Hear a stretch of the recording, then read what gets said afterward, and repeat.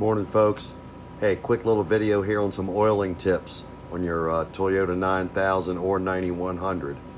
Couple of very important places here you need to oil. Down here into the bobbin area, there's a little rail right here. You can kind of see it's got like a little groove in it. Well, when you spin your bobbin around, you can get to the top of it, which is kind of right in there, and you take your Q-tip and you put it on that edge. But first of all, get the dirt out of it and then oil it. Next is the bobbin shaft. There's a little hole right here. Some of them are marked red. This one is not. Just drop a couple drops of oil in there. That'll help keep your bobbin shaft spinning freely. Also, dirt does settle in this hole, so you might have to take off this whole chrome piece right here. Take it off and get a Q-tip or a paper clip or even a little straight pen, and once you get that off, you can dig the dirt out of that hole so that the oil actually gets to the bobbin shaft. Next is this little guy right back here. You'll see, let me get a better angle. Right there, you can see I got oil in it, but that works with your reciprocator. If you run that dry, you will probably break something in there after a lot of use because it runs dry, can't take the friction. Trust me, I've had it happen. I had to replace it. So keep oil on that. Next one, this long shaft that the needle case rides on. If you go in here, can you see that little indentation? Let me move the head down for you. Go to manual mode and then see if I can get that to go to number 1. And it'll slide over there. Now you can see it a little bit better. But there's one like this, and just drop some oil on that.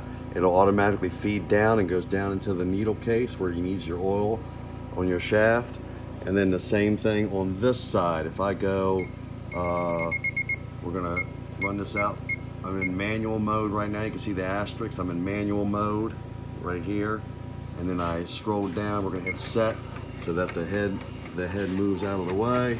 And then voila, you can see that other groove right here. Make sure you hit oil on that one too. The next one, right here, this little guy. A few drops of oil about every 4 hours is what you need. That'll keep it going.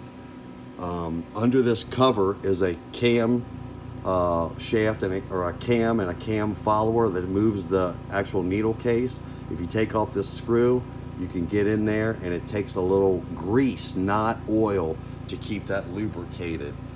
Here, I got one down here on this machine. I can show you. See this guy right here?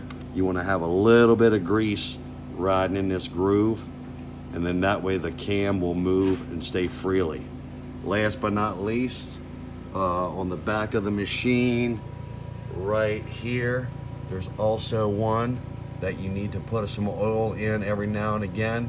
Not real often, but do keep some oil. If you put too much oil in here, all the oil is going to run down and start laying in your framework down here where all your motors and stuff under this cover. So refrain from putting too much oil in there. But it's good to take these covers off every now and again and see what's going on inside your machine, maybe every 6 months or a year. So in a nutshell, that's what it takes to keep your machines running. Mine run pretty much all day, every day. I got 6 of them, and they hum all day. They're looking good. Keep that oil in there, folks, and you'll be happy. Oh, and also keep it clean. Nighty night.